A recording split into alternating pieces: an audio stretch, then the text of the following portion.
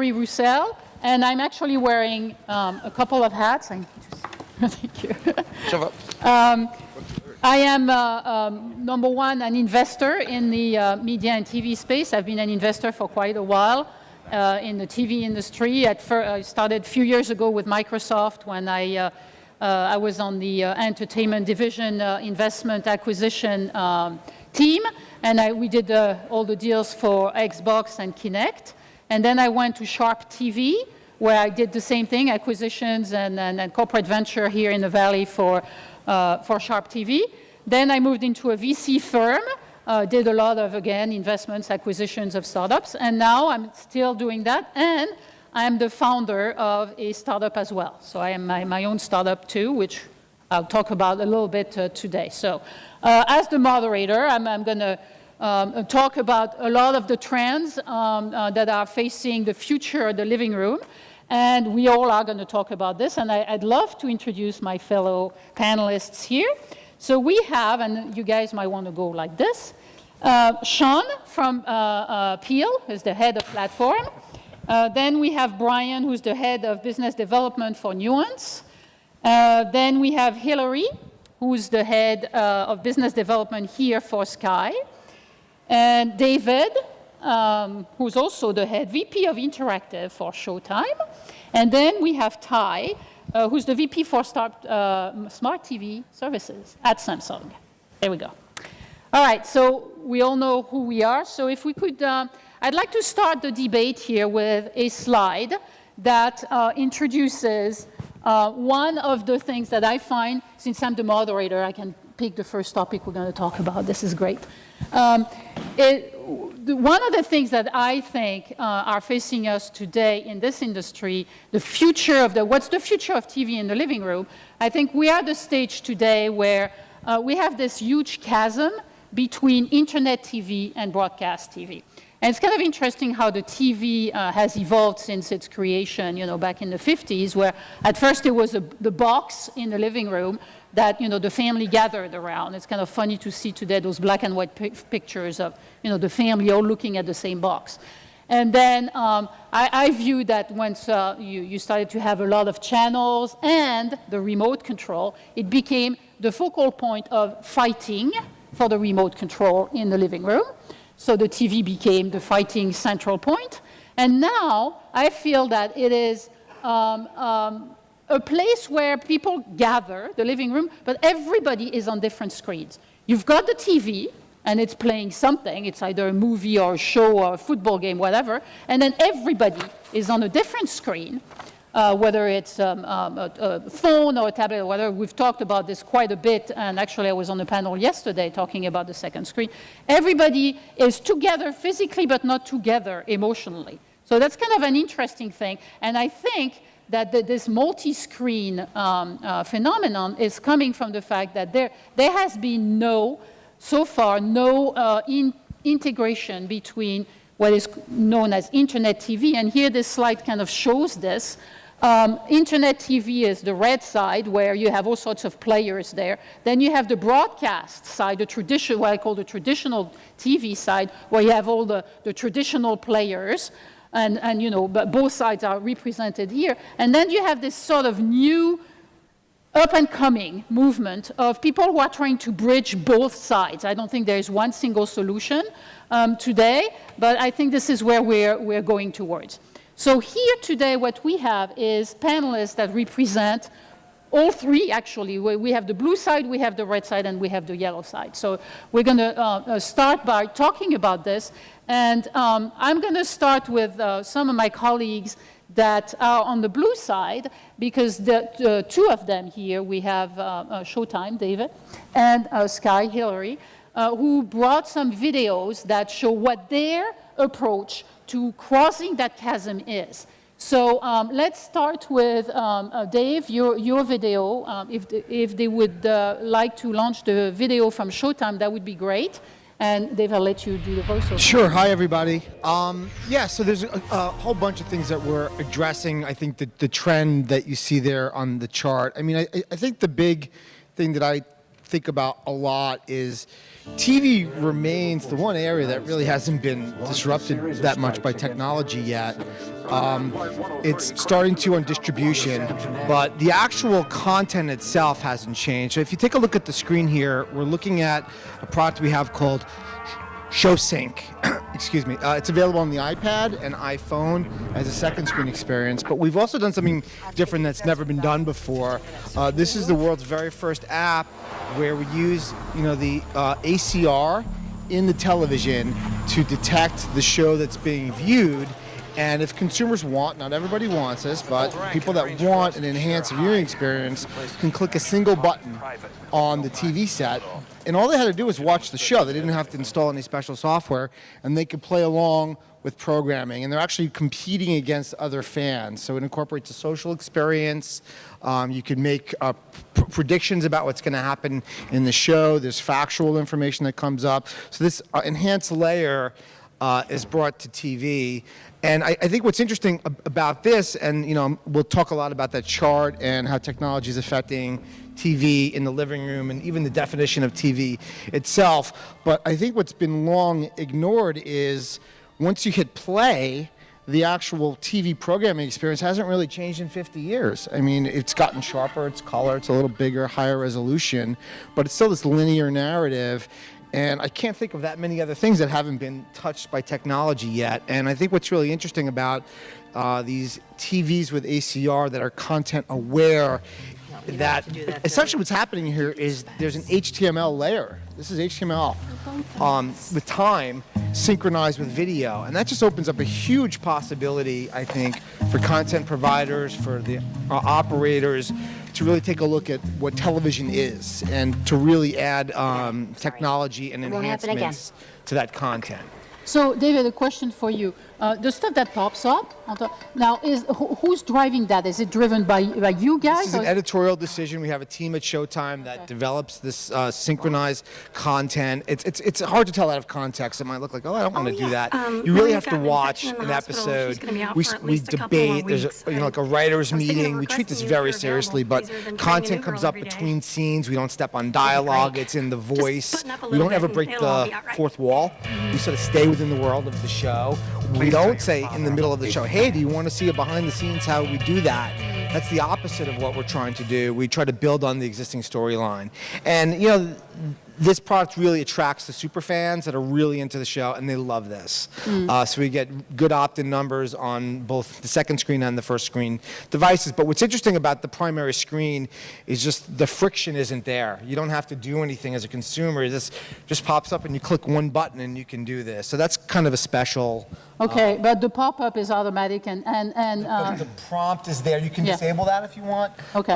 But it's just an invitation that says this is an interactive show. Okay, so the user has no control over when it pops up or when it goes. No, that's an editorial decision. Okay, great. All right, good. All right, thanks, David. Sure. And then Hillary, I wanted you to have an opportunity to show what Sky is doing in this space as well. Yeah. So I think what's important always is content and great content, and what people want to watch is great content. And so we've always been very focused on trying to get consumers to that quickly. What the internet guys, the blue ones, enable consumers to do is to watch things on demand instantly. And as a satellite player, you're not able to do that. It's a linear process. So we've been actively going and connecting all of our set-top boxes to the internet so that we can provide on-demand content over the top to those boxes. And we're connecting our boxes at the rate of 50,000 a week. So we're now at 5 million. It's continuing to grow day by day. But as a result of that, it's enabled us to completely rethink the EPG and change the EPG so that linear isn't the only thing that's presented to the customer. So let's show the video of how our new EPG looks. The latest evolution in TV. An exciting new update for Sky Plus. Designed with one thing in mind, to be brilliantly simple. So now, with the Sky Plus HD box, exploring a whole world of entertainment will be easier, faster, and better than ever before. With enhanced search and a new, intuitive homepage, you'll spend less time searching and more time watching the TV you want. And I will love you from this day until my last day. The new Sky Plus delivers the ultimate connected experience. connect, and unlock an amazing world of home entertainment. Welcome to the new way to watch TV. Sky. Believe in better. And what's important is we're trying to keep it familiar for our customers, so it still feels like Sky, but it enables them to get to all of that connected content. And then we've obviously got Sky Go, which we talked about yesterday, which 1 in 3 of our customers are using every month. So they're using on those second screens, and they are engaging in on-demand content, and they are engaging in using content on second screen. So I'm not sure I quite see the division between the red and the blue anymore. As a broadcaster, we're trying to be pink, I guess, if you were trying to look between the two. Okay, so I believe that's purple. Sorry. Purple. Oh, thank you, purple. well, okay, so that's an interesting point, because as a TV viewer today, if I have say a smart TV at home, forget it if I don't have a smart TV, but I'm basically in two worlds. I'm either in the broadcast mode, and I'm watching whatever the broadcaster wants me to watch, or I am switching off broadcast and switching the internet mode. Yep. I cannot have both at the same time.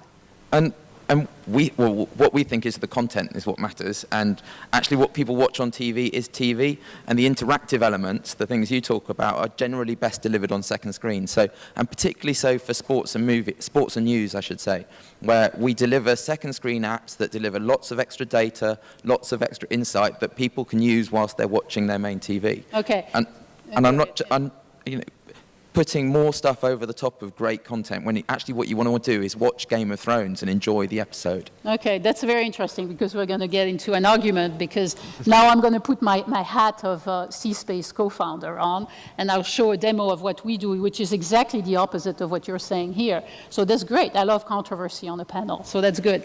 So hopefully I can launch this and show you how we are addressing this issue. So now I'm showing, here we go. So since you talked about sports, here we go. I'm gonna show an example of what we do. So here, let me introduce very quickly what our company does. It's called C-Space, and C-Space has developed a hardware device. It's a very young company that launched this device on Kickstarter 2 months ago, and we raised $200K. We doubled, actually, what we expected to raise. So $200K, and we've already pre-sold 1,500 of this. It's basically an HDMI pass-through that plugs into, via HDMI on one side into any TV, HDMI on the other side into any set-top box, could be yours, and brings in the internet over the TV. So I'm going to show you how this works. The interface is quite beautiful, because it's been designed by my co-founder, who's Dale Herrickstad, and Dale has been in the TV. Somebody knows Dale, obviously. Dale has been in the TV industry for like 35 years. He's won 4 Emmy Awards for his designs of the Olympic Games. And he was also a contributor to the Design and Minority Report. So you'll see how the interface works. And I totally see your point, but you'll see how it can be undisruptive and beautiful. So I'm going to show you quickly the demo on sports, and then I'll show you something else. So here is how we bring in the interface. Here, what we bring is a list of logos. It recognizes, to Dave's points earlier about ACR, we have our own algorithms that, first of all, recognize what you're watching on TV automatically. So it's a bunch of ACR solutions that already exist, like GraceNote. We're working with GraceNote. But we've also superimposed on that our own algorithm. So we know what you're watching and exactly where you are in the show. And we go out onto the free open internet and grab what's out there that's relevant to what you're watching. So here you're watching a Formula One race. So we go out there, we find a Formula One website, we bring it automatically, and you control this. You're controlling it from a free app on any phone, and your phone is your remote control. You want this, you bring it on. You don't want it, it goes back out, and you're back into your broadcast. So here, let's assume you're interested, and we bring it on, and we go into the Formula One website. Here, you get various layers of information. Exactly what you could be doing on your second screen, you're now doing it on your main screen. There's no looking at various screens and stuff. You're driving it yourself, and it's showing on the main screen. I'll just show you quickly the kind of stuff we can display. And again, here, it's free information on the internet. All that people have to pay for is our device that they plug in, and it's $99. They don't even have to go and buy your Samsung Smart TV for thousands of dollars. All they have to do is use their existing TV and bring and plug in our HDMI pass-through. It has Wi-Fi integrated, so you don't need a smart TV. It's all the intelligence is in our box. So I view this as a huge disruptor to the living room, the future of the living room, and that's why I got involved with this startup. So here we go. I'll show you a few things of the kind of layers we can bring in. That's what people want to see when they're watching sports, who's driving, who are the teams, what some of the, where they are also on the racetrack here. It shows you the racetrack, all sorts of things, and all that stuff is we're grabbing for free. We don't need anyone to develop any content for us. So that's an example I wanted to show, just to show people. I'm not saying, that this is for everybody or at all times, but it's sort of a counterpoint to what you were saying. Yeah, and I think sports is a particular example. Sports and news, where there is genuine extra insight that you want, and Formula One is a particular example, because people who watch Formula One, hope there aren't too many in the room, are quite into their kind of geeky extra information, so it works really well. We put more information on the screen, and we have our second screen apps, and we actually have a Formula One dedicated second screen app to get some of this information away. So yes, interactivity is there, but it's just not for every single piece of content. Yeah, no, we agree, and it's not for all the time either. Yeah. It's on, which is why I made a point earlier about who controls this, and I think that in the future of the living room, and this is my thinking, but you guys may disagree with this. I think one of the important things will be to give the viewers control. And Yeah, I mean, I would agree with you on that, but just to take a point on a single issue, I think it's important for content where, we spend a year producing an episode of a show and all that work goes into it, for us to spend the same care and effort on the supplemental information that's available. So I'm more of a fan of a curated experience that goes through the same experience you would use for the design and the graphics and the writing of the enhancement that you do for the actual content, and not just look to the web to sort of source content. I think consumers deserve better for services like ours where they're paying for a channel. I'm going to agree with that. And I know it's bad strategy to disagree with the moderator at the outset, but so be it. I think developments like these can actually slow down where we're hoping the industry to go, because it can be incredibly distractive. And I think the second screen is the appropriate place to pull up a lot of this information and where it should live. And if you want to fling it up onto the first screen, there's some tools for doing that. But to use that, I spent a lot of money on my living room, and I put a beautiful Samsung TV up there, and I don't want to clutter it with Facebook, with Twitter, with stats that are a much better experience here than there. Okay. I'll tell you this, we've done some consumer focus groups on this, and not surprisingly, the groups were divided. About half of the people that we looked at said they don't want this on the TV screen. They want it on a second screen. They're with their spouse or something like that. It's distracting. The other half said, no, I don't want to have to look down. Why do I want to look down? I'm going to miss my show. That's my big, gorgeous screen I spent all the money on. So, from our perspective, we're doing both. And I think the jury's still out on that. I would not discount ITV composited on the primary screen if it's done right. I think historically, the technology in the last 20 years for doing any of this stuff has been so bad that you couldn't do it right. You had 8 colors. You had one font. Now you can scale video. You can do transparency. Things can move. You can have motion. I think it's different. I think the jury's out on that. Yeah, and an interesting point on that too is when we've done some studies, and we've actually looked at a study, I don't know if you guys have seen it, from Ball State University, the media center there, has done a really interesting study on the gaze pattern for people who are watching a show, and they took Grey's Anatomy and another show, I can't remember which one. And both shows had second screen companion apps. And so they took gaze patterns from people watching Grey's Anatomy, And they showed, and we have those graphics which are really, really interesting, that they lose 25% of eyeballs during the show from people who are watching the show and then looking at the same time on the second screen app. 25% of eyeballs. Now you go to Coca-Cola, to go to any brand that advertises in this show, and it sounds pretty bad. You're telling your brands, that, you're charging them for X amount. Well, you know what? You're losing 25% of eyeballs because the app that the channel was charging you money, are taking the eyeballs back off the screen to put it on the second screen. So when we go to the brands with CSpace with this, and we show them this, that we actually bring the 25% of eyeballs back to the main screen where they have paid, they love this.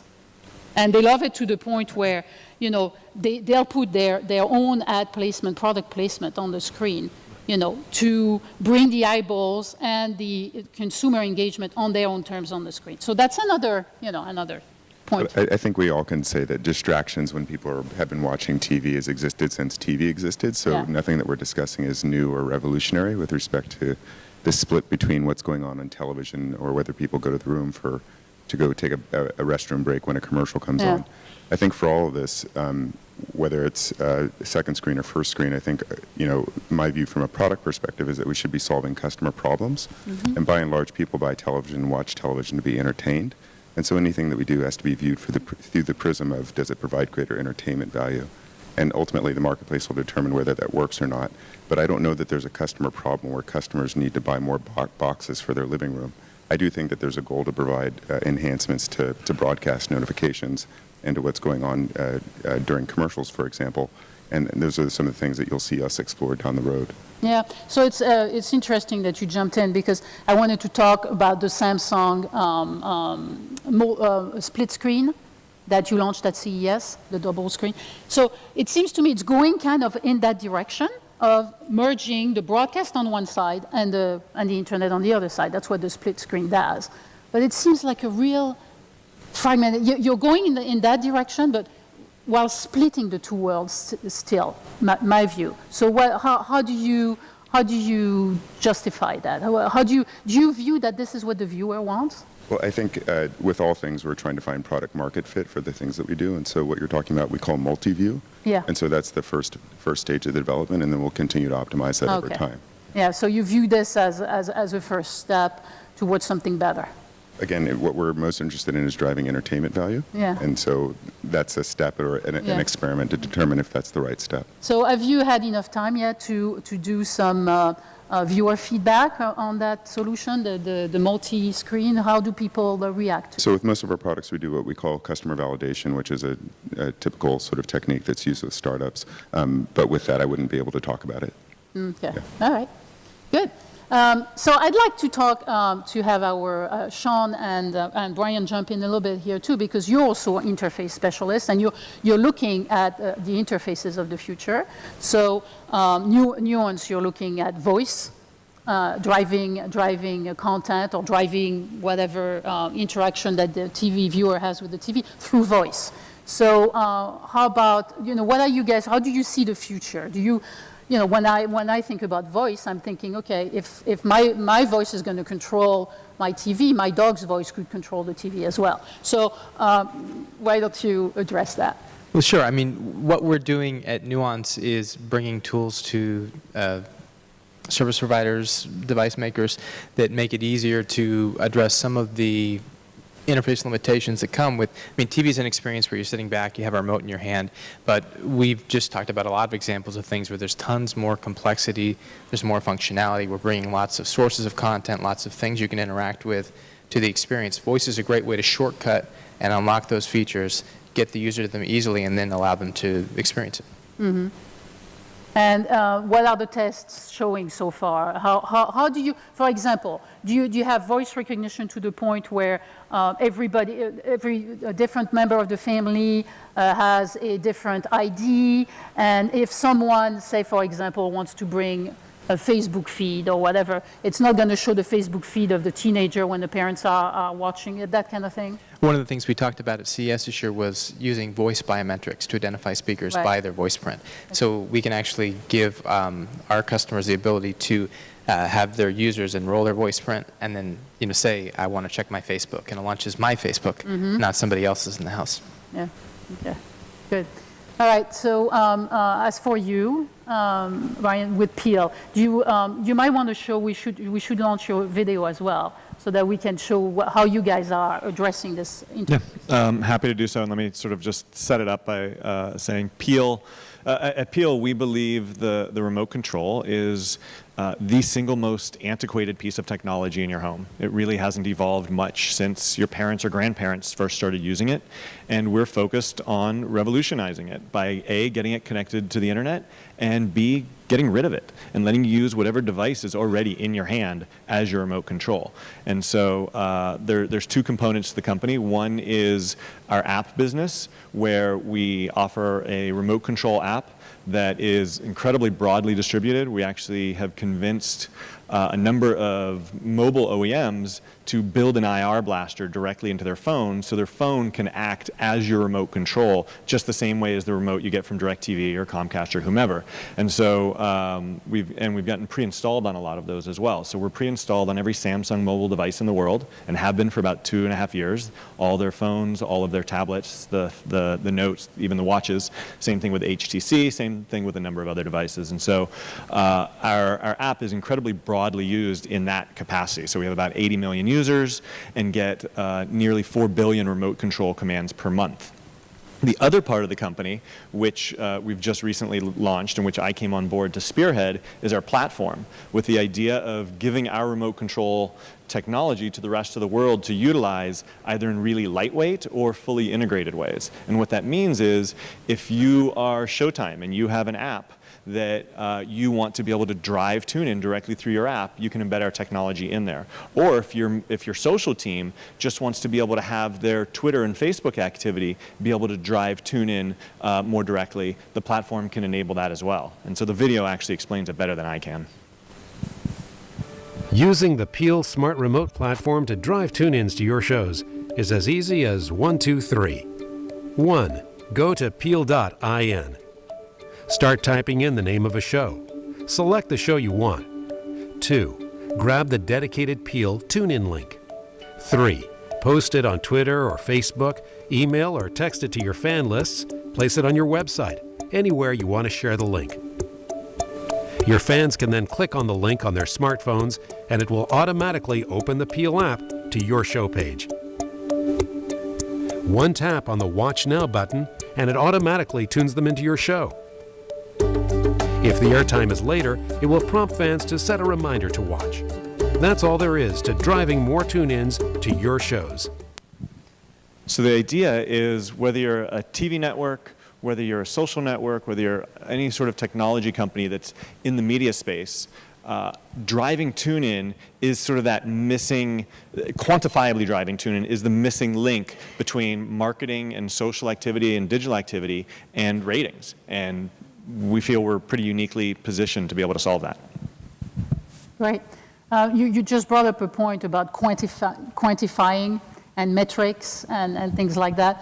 I think one of the things that probably, and I'd love your opinions about this, would need to be improved especially for people that produce content like Showtime or you, Sky.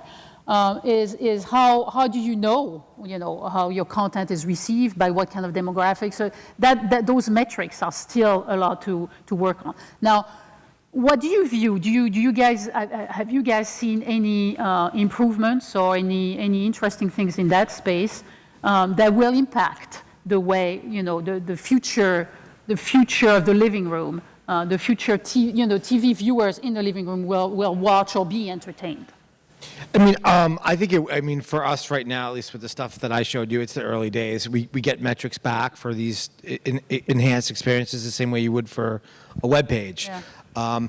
But it's correlated with TV viewing. So there's some really interesting nuggets there that we could potentially, right now it's just a data point that we're like, oh wow, that's really interesting, but in the future that we can certainly incorporate that to target content, to, provide different versions of promos for some consumers because they watch Homeland and not Masters of Sex. Maybe we should show them this version of this commercial.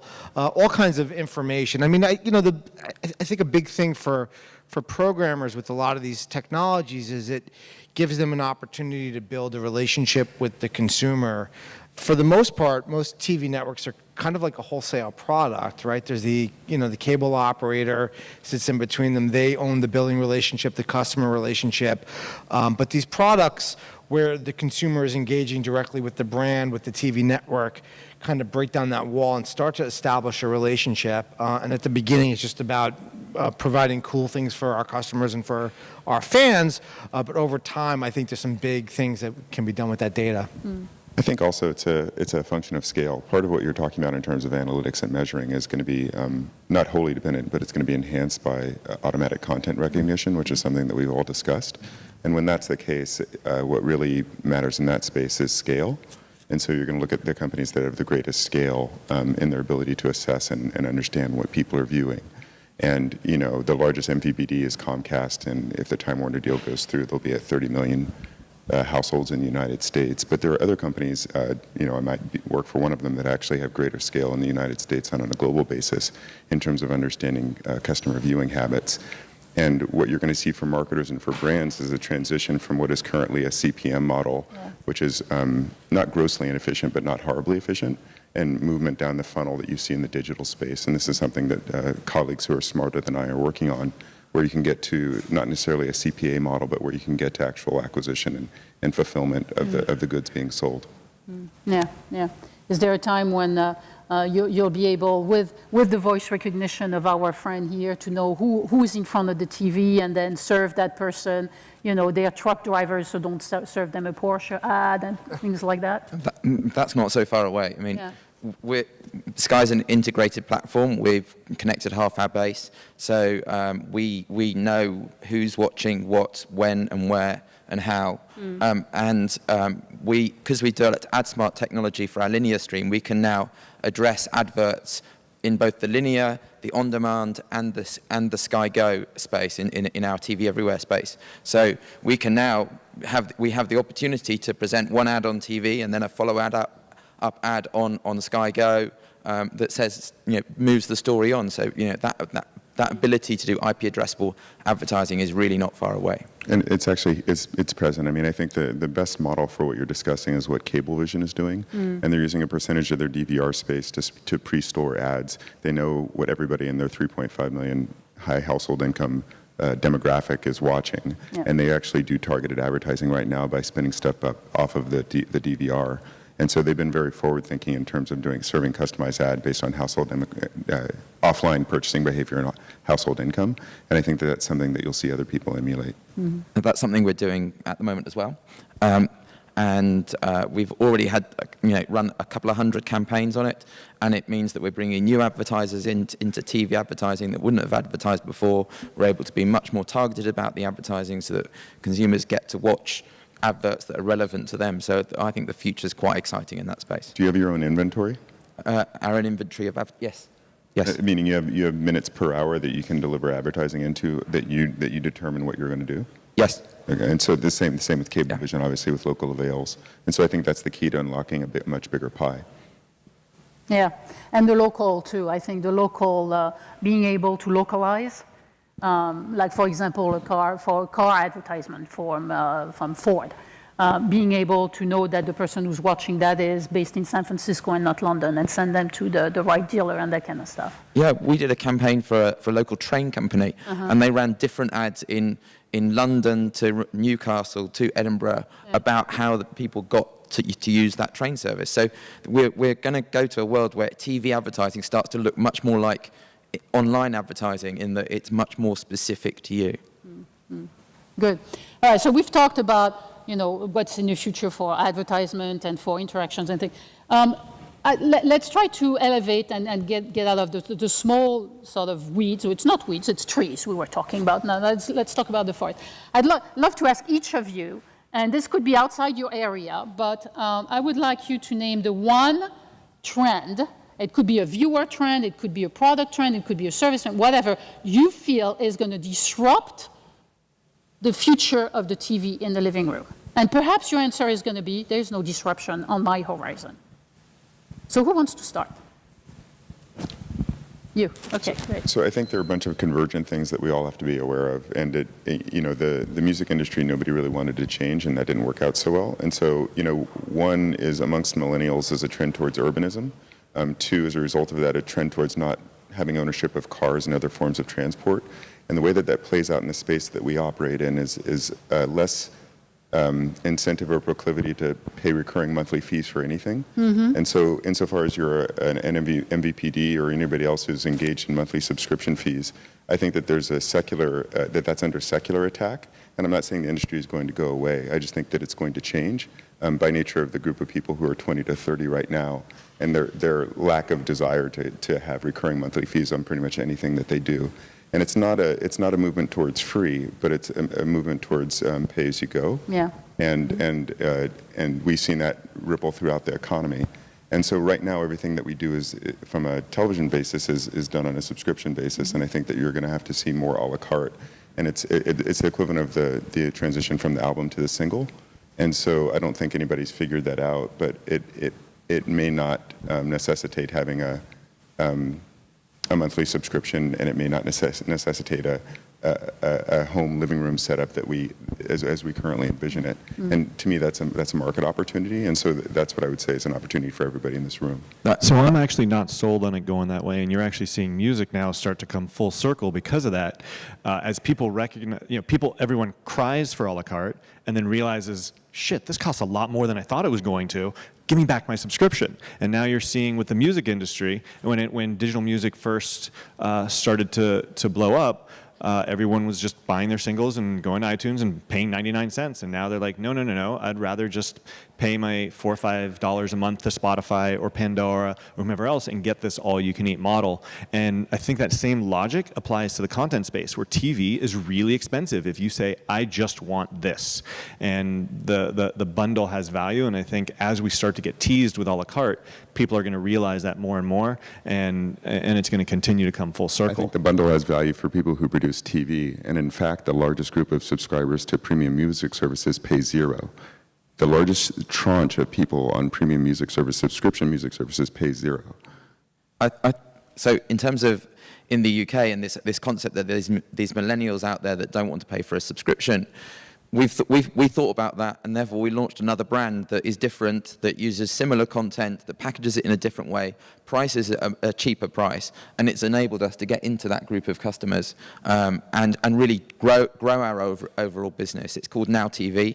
It's £6 a month for basic entertainment content, and it's a 1-month subscription. You don't need to keep a recurring subscription. So, traditional TV companies and traditional broadcasters can respond to these trends, and we can launch products that will help reach these consumers. So I think that makes the future really exciting. As long as a broadcaster, you continue to innovate and you continue to do new things that, as you say, meet customer needs, you'll continue to be a part of that household.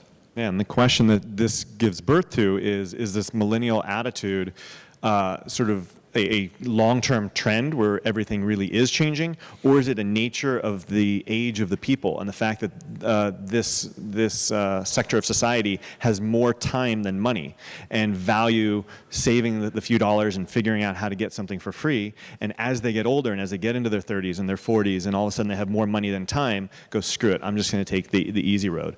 Nobody knows how that's going to play out. And I think there's a big difference between the bundle that people have to buy. I mean, we face as a premium channel this buy-through question where people have to pay for a digital basic package before they're asked the question, do you want to add a premium channel like Showtime to the mix? And that buy-through is high.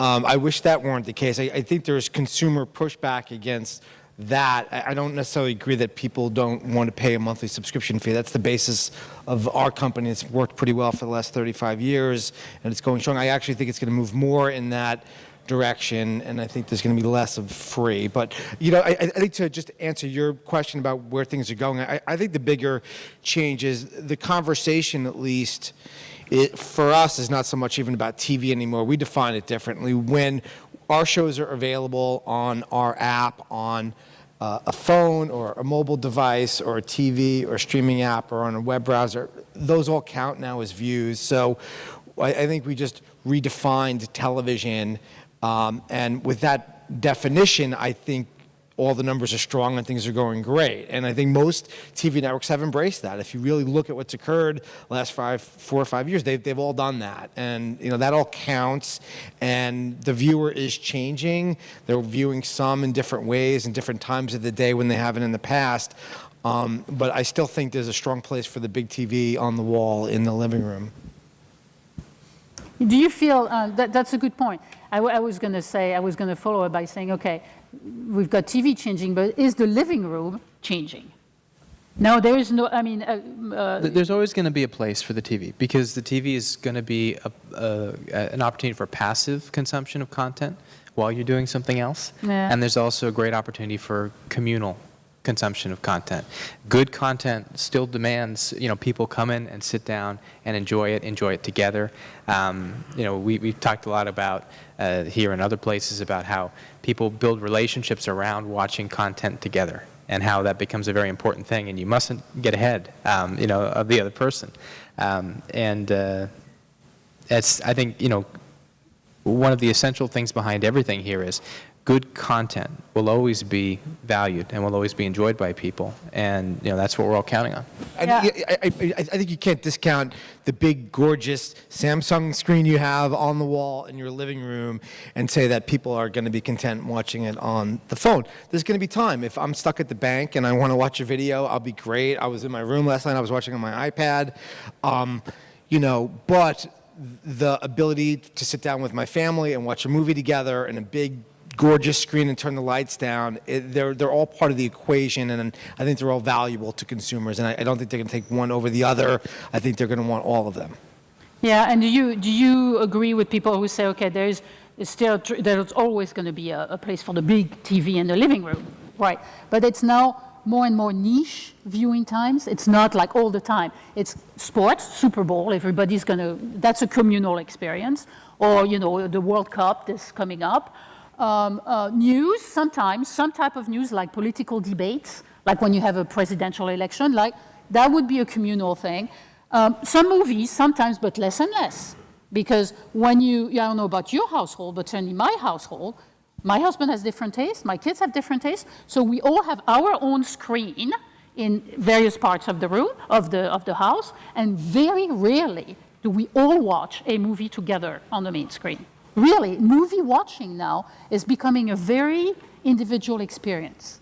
I'm not sure I agree with you. Okay. I think, you know, there is a fundamental of human psychology. We like being together. We like to spend time with our kids, and if we can find a way, we'll watch great TV together. I mean, Modern Family, that's a great show. People sit down together, they watch it. Sometimes they sit down and they have a second screen there, and they might be watching something else at the same time, but that's great, because then everybody gets to enjoy something, and actually from our point of view it means even more eyeballs to even more content, because you don't actually watch one or the other, you watch both in that instance, and double the eyeballs. Yeah, I'm going to echo Hillary and say I would take the exact opposite position you took there and say that the TV is not niche at all. It's the niche content goes onto the personal screen. The TV is the premium experience. It's where you want to experience the big content in the best environment, and it's where you're going to spend your time. And I've seen studies showing that where people have common content interests, if I watch, let's use Modern Family as the example. If I travel a lot for work, and if my wife watches Modern Family without me, I've seen studies showing that people equate the level of anger as if they actually cheated on them, and it's a big deal. And the TV watching sort of culture that we live in is a big deal, and that's not going to change soon.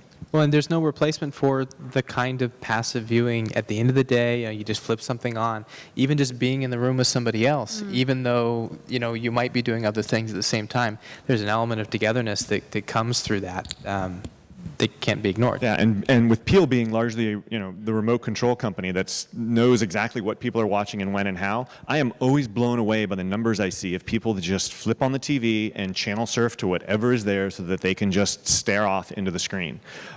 We in the industry and we on the coast overestimate the personalization and customization that everybody wants. And the reality is, 85% of all television is still watched live. People will just sit down and watch what we put out in front of them. Yeah. So you don't see TV changing at all in the future, besides having various screens and everybody looking at various screens? No, of course it's going to change. It's just not going to change overnight. We're talking about like tectonic plates shifting here. This is a big deal that's going to take a long, slow process as it evolves, and we're not going to see a switch flipped tomorrow. Apple's not going to come out with something tomorrow that everybody's going to change how they behave overnight. This is going to be a long, slow evolution. I don't know, because I'll beg to differ, because the millennials are arriving, and they are completely different. And, yesterday I had a millennial with me here, my own son, who came, and he was our SVP of demo yesterday. And he sat here, and he looked around, and he said, wow, I'm 20 years old, and I look around, and all these people, it's really interesting what they're talking about and stuff. But I don't understand what they're talking about. This doesn't apply to me whatsoever. Yeah, but that might come back to my question about the definition. He's probably still consuming a lot of video. It's probably coming from us and the other content providers. Hopefully we're being compensated and it's not pirated. Maybe we can talk after the show. So maybe it's more just about the definition. He might say, oh, I'm not necessarily spending as much time on a traditional television set as our generation was, but he's still consuming the content, and probably from time to time he is. And I think part of it is just the definition gap. But if you look at video consumption, it's up this year. Yeah. It's up every year. In a good way for all of us. None of us are going to sit here. I don't think there's any question about video consumption being up. It's the experience that's changing. It's the way they consume it. This huge up-and-coming generation that, we'll see. I think there will be an incredible disruption. I agree, but it's going to take a long time. And for any of us that are in the business community, we're not going to sit and plan for something that's not going to reach mass market appeal for 20 years. And if you look at the DVR as a great example, the DVR has been around for more than 15 years, yet it only recently crossed over to being in the majority of homes in the US. It's going to take a long time. And we all have accepted, everybody here, I think at this point, the fact that TV is also any screen you have at any time. And we're all making plans and building technology that takes that into account. That doesn't change the fact that the TV on the wall still has value, but it's a broadening of things. It's expanding the options we have available to us. Even our youth-orientated brand Now TV, when you look at the stats of where those users are watching TV, they're watching it on the big TV. They're using their Xbox to do it, and they're using their smart TV to do it. Sometimes they're using the Roku box that we've also put into those homes, but they are watching on a TV. Sometimes they're watching on iPads and on phones, but the TV is still the most important. Great. All right, so I think we have a few minutes left, and I'd love to get questions from the audience if there are any. This nice gentleman is saying close, so I guess we don't have time for questions. But thank you very much for your attention, and all of us will be around. So thank you. Good job, Dan.